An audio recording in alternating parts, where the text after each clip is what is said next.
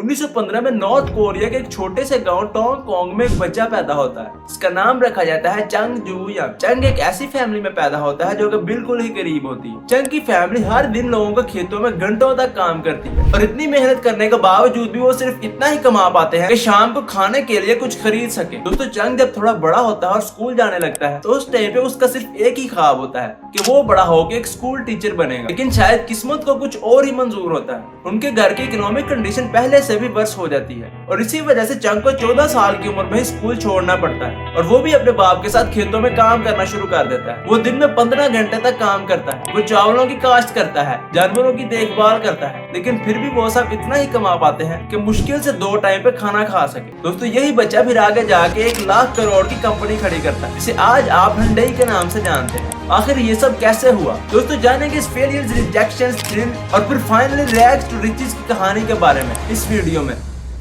दोस्तों चंग और उनकी फैमिली हर रोज मिलकर घंटों तक काम करते थे और इससे उनका गुजर बसर अच्छा चल रहा था, लेकिन चंग ऐसी जिंदगी बिल्कुल भी नहीं चाहते थे। उनमें कुछ बड़ा करने का जज्बा था। वो ये चाहते थे कि वो दुनिया का हर काम करने के लिए तैयार है, लेकिन उन्हें सिर्फ खेत में घंटों काम ना करना पड़े। फिर एक दिन उनके फादर ने उन्हें पास के शहर में लकड़ियां बेचने के लिए भेजा ताकि इसके बदले में उन्हें कुछ पैसे मिल सके। लेकिन जैसे ही चंग शहर पहुंचे उन्हें एक बिल्कुल ही नई दुनिया देखने को मिली। उन्होंने देखा कि यहाँ लोगों ने अच्छे कपड़े पहने हुए, यहाँ उनके पास खाने के लिए बहुत ज्यादा फूड है और उन्हें ये सब हासिल करने के लिए खेतों में घंटों तक काम भी नहीं करना पड़ रहा। बस यही देख के उनका माइंडसेट चेंज हो गया। अब उन्होंने ये डिसाइड कर लिया कि कुछ भी हो वो बिल्कुल ऐसा ही लाइफस्टाइल इख्तियार करेंगे, एक ऐसा लाइफस्टाइल जिसमें उन्हें खेतों में काम करने के बगैर ही सब कुछ मिल जाए। फिर एक दिन उनकी नजर से एक न्यूज़पेपर गुजरा जिसमें ये लिखा था कि शहर में एक कंस्ट्रक्शन प्रोजेक्ट शुरू हो रहा है और इसमें लेबरर्स की जरूरत है। उन्होंने इस न्यूज़पेपर को पढ़ते ही ये सोचा कि ये उनके लिए जिंदगी गुजारने का एक बेहतर ऑप्शन हो सकता है। इस टाइम पे वो 16 साल के थे। उन्होंने अपने एक दोस्त के साथ टाई अप किया और दोनों घर छोड़कर कोवोन सिटी चले गए और वहां जाके उन्होंने कंस्ट्रक्शन वर्कर का काम शुरू कर दिया। जब यहाँ उन्होंने कुछ दिन तक काम किया तो उन्हें काम में बहुत मजा आने लगा, क्योंकि ऐसा पहली दफा हो रहा था। वो खुद कमा रहे थे, अच्छा खाना खाते थे और अच्छे कपड़े पहनते थे और ये सब कुछ करने के लिए उन्हें खेतों में नहीं जाना पड़ रहा। जब उनके फादर को पता चला कि वो पास के शहर में कंस्ट्रक्शन का काम कर रहे हैं तो वो उन्हें ढूंढते हुए कोवोन सिटी पहुंच गए। वहां जाके उन्होंने चंग को अपने साथ लिया और घर चले गए और चंग से ये कहा कि आज के बाद वो सिर्फ फार्मिंग ही करेगा। अब चंग के लिए फिर से वही जिंदगी दोबारा शुरू हो गई, इसमें घंटों का काम था और पैसा ना के बराबर। लेकिन शहर की जिंदगी का जो टेस्ट उन्हें लग चुका था वो उन्हें खेतों में काम करने से रोक रहा था। उसके बाद उन्होंने 2 दफा मजीद घर छोड़ा और शहर भाग गए, लेकिन हर दफा उनके फादर शहर जाते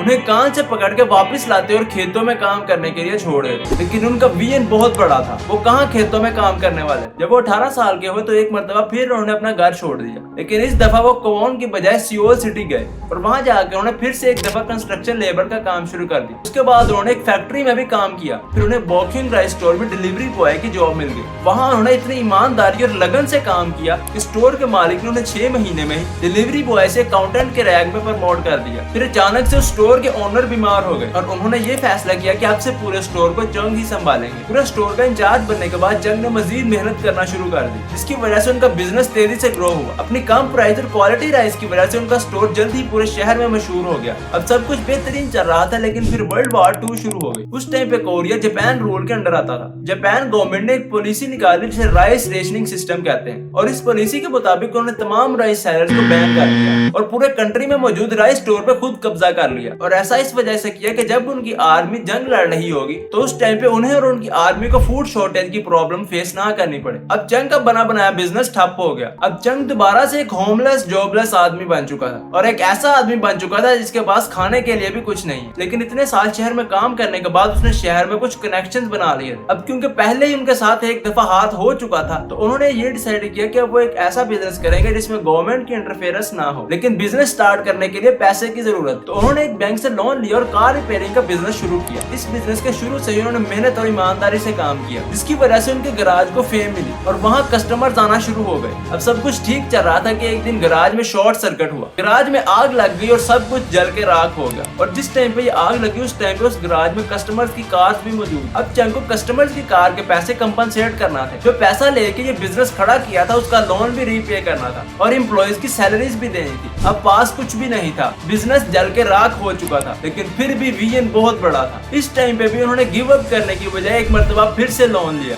और एक मरतबा फिर नया और उससे भी बड़ा गराज बनाया। उस टाइम पे उन्होंने ये डिसाइड कर लिया था कि अब उन्होंने आगे बढ़ना है और इसके लिए उन्हें जो कुछ भी करना पड़ा वो करेंगे। उस टाइम पे उन्होंने ये ऑब्जर्व किया कि वहाँ पे गाड़ियां बहुत ज्यादा खराब होती, लेकिन गराज बहुत ही कम है और जो है वो बहुत ही ज्यादा ओवरचार्ज करते और गाड़ी ठीक करके वापस करने में भी वो 1 महीना लगाते। तो उन्होंने ये डिसाइड किया कि वो इस शहर को इस प्रॉब्लम का सोल्यूशन देंगे। अब उन्होंने पहले से ज्यादा मैकेनिक हायर किए, जिससे ये हुआ कि जहाँ लोगों को गाड़ी 1 महीने बाद वापस मिलती थी, वहाँ उन्हें सिर्फ 5 दिन में वापस मिलने लगी और वो भी इकोनॉमिकल रेट्स पे। इस स्ट्रेटेजी ने उनके इस गराज बिजनेस की सक्सेस में बहुत इंपॉर्टेंट रोल प्ले किया और अगले कुछ ही सालों में वो गराज को इस लेवल पे ले गए कि वहाँ मौजूद मैकेनिक्स की तादाद 100 हो गई। सारे लोन वापस कर दिए गए थे। उनके पास टाउन में सबसे बड़ा और बेहतरीन गराज था और इससे वो अच्छा खासा प्रॉफिट बना रहे हैं। लेकिन वर्ल्ड वॉर अभी जारी थी और जापान की आर्मी के पास वॉर रिलेटेड इक्विपमेंट्स की शॉर्टेज हो गई और जापान की गवर्नमेंट ने पूरे मुल्क में मौजूद आयरन, स्टील और ऑटोमोटिव के गराजेस पर कब्जा कर लिया और उन्हें एक स्टील प्लांट के साथ मर्ज कर दिया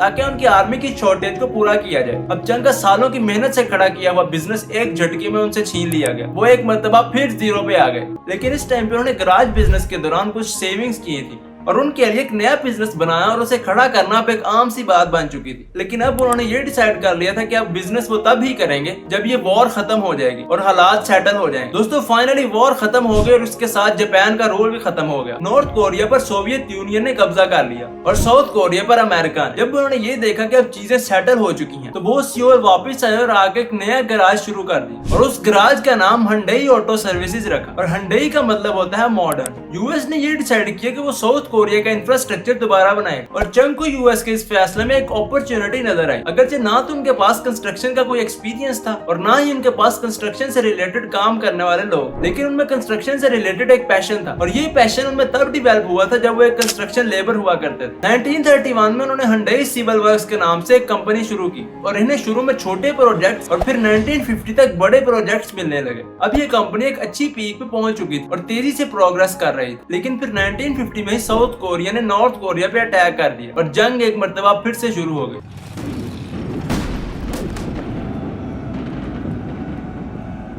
इस टाइम पे यूएस ने साउथ कोरिया के साथ मिलकर नॉर्थ कोरिया के खिलाफ जंग की। अब क्योंकि वर्ल्ड वॉर 2 के दौरान ही साउथ कोरिया का इंफ्रास्ट्रक्चर कम्प्लीटली खत्म हो चुका है और ऊपर से एक नई जंग शुरू हो चुकी थी। इस टाइम पे यूएस आर्मी को हेडक्वार्टर्स, बेसिस और एम्यूनेशन की जरूरत थी, तो चंग ने यूएस आर्मी के साथ टाई अप किया, उनके लिए काम किया, उनके लिए बेसिस, हेडक्वार्टर्स और ऑक्सिलरी काउंटर्स बनाए और बाद में जब वॉर खत्म हो गई तो यूएस आर्मी ने ये डिसाइड किया कि वो साउथ कोरिया को मिलियंस ऑफ डॉलर्स देगा ताकि वो अपना इंफ्रास्ट्रक्चर दोबारा बना सके। और इस टाइम पे उन्होंने ये सारे कॉन्ट्रैक्ट्स जिनमें रोड्स, बिल्डिंग्स और मॉडर्न इंफ्रास्ट्रक्चर शामिल था, ये सब यूएस आर्मी ने हंडई को दे दी और हंडई ने इस इंफ्रास्ट्रक्चर को खड़ा करने के लिए बहुत इंपॉर्टेंट रोल प्ले किया, जिससे इस कंपनी की ग्रोथ अब एक्सपोनेंशियल रेट पर होना शुरू हो गई। चंग अब हजारों किलोमीटर की सड़कें बना चुके थे और अब उन्होंने ये सोचा कि इन सड़कों पर चलने वाली गाड़ियां भी हम ही बनाएंगे और इस टाइम पे उनके पास कंस्ट्रक्शन के बिजनेस से भी काफी पैसे आ चुके थे। तो उन्होंने 1967 में car manufacturing company Hyundai Motors बनाई। स्टार्टिंग में उन्होंने फोर्ड के साथ एक डील की, इसमें हंडई ने फोर्ड की कार्स को असेंबल करना था, लेकिन बाद में चंग ने ये पार्टनरशिप छोड़ दी क्योंकि फोर्ड उनके साथ कार मैन्युफैक्चरिंग टेक्नोलॉजी शेयर नहीं कर रहा था और फोर्ड ये कभी भी नहीं चाहता था कि हंडई अपनी कार बनाए। इसके बाद चंग ने मित्सुबिशी मोटर्स के साथ टाई अप किया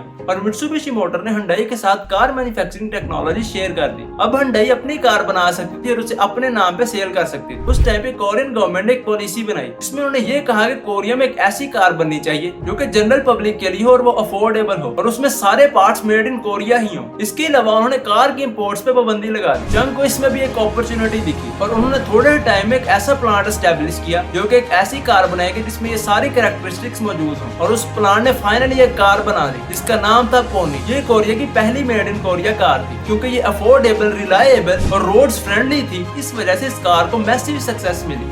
उस टाइम पे कोरिया की कार मार्केट सिर्फ 30,000 कार्स की थी और साथ ही साथ पोनी कोरिया के लिए तो एक अच्छी कार थी, लेकिन इंटरनेशनल मार्केट में ये बिल्कुल ही फ्लॉप थी। लेकिन चंग का विजन इससे बहुत बड़ा था। इस कार के सक्सेसफुल होने के साथ अब हंडई एक नेशनल लेवल कंपनी बन चुकी थी। तो गवर्नमेंट ने भी हंडई के अपकमिंग प्रोजेक्ट्स को सपोर्ट किया, उन्हें सब्सिडीज दी इसके अलावा इन जैसी कंपनीज के लिए लोन गारंटी दी गई और ऐसी कंपनीज के लिए टैक्स फ्री जोन भी बनाए गए। इन सब्सिडीज और टैक्स फ्री जोन के साथ चंग ने एक ऐसा प्लांट बनाने का फैसला किया जो कि 30,000 की मार्केट में हर साल 3 लाख कार प्रोड्यूस करेगा। और फिर फाइनली 1982 में पोनी का अगला मॉडल लॉन्च किया गया और इसका नाम Hyundai एक्सेल रखा गया। ये कार पिछली कार के लिहाज से मजीद इंप्रूवमेंट्स और इंटरनेशनल मार्केट में लॉन्च करने के लिए स्पेशली डिजाइन की गई। और अब ये कार न सिर्फ कोरिया में सक्सेसफुल हुई बल्कि इसे अफ्रीका, कनाडा और लैटिन अमेरिका में एक्सपोर्ट किया गया। और अगले कुछ सालों में Hyundai ने 4 लाख कार एक्सपोर्ट की और इनकी कंपनी एक्सपोनेंशियली ग्रो करना शुरू हो गई और अच्छा खासा प्रॉफिट कमाया। लेकिन इंटरनेशनल मार्केट में सस्टेनेबिलिटी के लिए जरूरी था कि ये कार यूएस मार्केट में सेल की जाए।